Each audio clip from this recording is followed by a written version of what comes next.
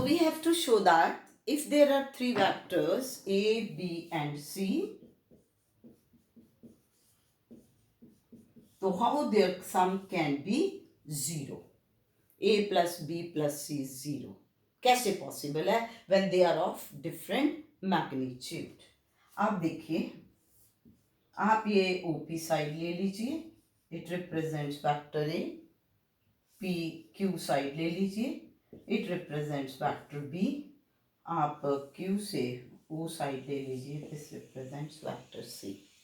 यानी कि हमने क्या कंसिडर कर लिया कि three vectors A, B and C are represented by three sides of triangle taken in same order.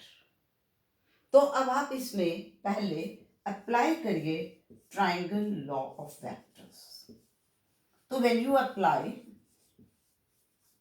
Triangle of vectors, आपके पास है ओ पी वेक्टर, पी खत्म हुआ ओ क्यू, तो अब ये पी पी से कॉमन आ गया, तो क्या बन गया O Q. Now OP is vector A, PQ is vector B. Now this is equal to OQ. ये सिंपल ट्राइंगल लॉ लगाया, ठीक है. अब इसके बाद आप अगर देखें तो हम इसमें यहाँ पर OQ को माइनस QO तो लिख ही सकते हैं, नेगेटिव वेक्टर. अब Q से O क्या है, वेक्टर C. तो that means vector A plus vector B is minus vector C. जब वेक्टर सी को आप इस साइड पर ले आओगे, ये आके इधर प्लस हो जाएगा, तो ये A plus B plus C is 0. So that means अब हमने इसमें क्या सीखा कि sum of three coplanar vectors of unequal magnitude can be 0 if they are represented by three sides of triangle taken in same order. ये point आपने इसमें याद रखना है कि these three vectors are represented by three sides of triangle taken in same order. अच्छा, अब हमने इसमें ये सीख लिया कि दो अनइक्वल वेक्टर के मैग्नीट्यूड 0 नहीं हो सकती, लेकिन मिनिमम 3 है जिसकी हो सकती है. अब नेक्स्ट है कि क्या, अब जैसे हमने कहा कि maximum value a plus B और a माइनस बी के बीच में है. अब प्रॉब्लम ऐसे है कि magnitude of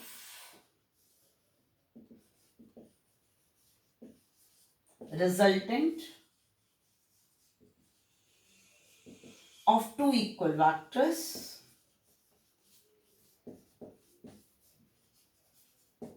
is equal to magnitude of either of the vector. Either of the vector. Calculate angle between two vectors. क्या मीनिंग है, हम ध्यान से समझें. इसमें सबसे पहले उसने कह दिया two equal vectors, that means A और बी जो दो इक्वल वेक्टर्स हैं उनकी मैग्नीट्यूड सेम है. उसके बाद उसने ये कह दिया कि जो रिजल्टेंट की मैग्नीट्यूड है वो भी, magnitude of resultant of two equal vector is equal to magnitude of either. That means this thing is given कि magnitude of resultant is equal to magnitude of vector A is equal to magnitude of vector B. और हमने इस case में क्या calculate करना है, theta की value. तो पहली चीज तो अब ट्रू फॉल्स में आ गई कि ट्रू फॉल्स के लिए अब आप ये याद रखिए कि अगर दो वेक्टर सेम मैग्नीट्यूड के हैं तो उनकी रिजल्टेंट की मैग्नीट्यूड भी सेम हो सकती है. ये ट्रू स्टेटमेंट होगी. हमें जो अब क्वेश्चंस आने हैं ट्रू फॉल्स में, तो जो हमने कॉन्सेप्ट सीख लिए उनको हमने अपने ब्रेन में लर्न करना है, ब्रेन में की जो फ्लॉपी है उसमें स्टोर करना है, सेव करना है.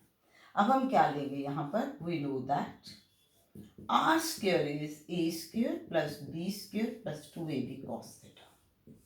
ठीक है ना. तो अब हम यहाँ पर हर एक जगह पर a लिख देते हैं, तो it is A square 2a into a square cos of theta. मैंने b की जगह भी a लिख दिया, r की जगह भी a लिख दिया। तो आपके पास अब ये एक a स्क्वायर है। अब a स्क्वायर को इधर ले आओ तो ये क्या बन गया, a square minus a square minus a square, this is equal to 2a square cos of theta. अब ये इससे कैंसिल हो गया तो आपके पास क्या आ गया, minus a square is 2a square cos of theta. अब a स्क्वायर से a स्क्वायर कैंसिल हो गया तो 2 इधर आ गया, -1/2 इज कॉस ऑफ थीटा। तो अब कॉस थीटा की वैल्यू कितनी आ गई, -1/2। अब आप याद करिए कि ये देखो, you know that if angle theta is 60 degree तो कॉस 60 डिग्री की वैल्यू है 1/2। अब जरा आप टी रेशियोज के लिए यूं देखिए, ये फर्स्ट क्वाड्रेंट है जिसमें आप 0 to 90 जा रहे हो, इसमें कॉस की वैल्यू पॉजिटिव है। लेकिन सेकेंड क्वाड्रेंट में जब आप 90 to 180 के बीच में ले रहे हो सेकेंड क्वाड्रेंट, तो यहाँ कॉस की वैल्यू क्या होती है, नेगेटिव होती है।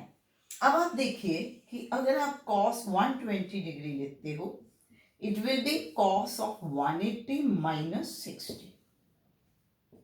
अब 180 is the even multiple of 90 degree, तो इसका मतलब cos रहेगा, तो ये आपके पास बन जाएगा minus cos of 60 degree. Even multiple में सेम रहती है रेशो, लेकिन अगर ऑड मल्टीपल हो तो कॉस साइन में चेंज हो जाता है, साइन कोसाइन में, तो इसमें सेम रहा।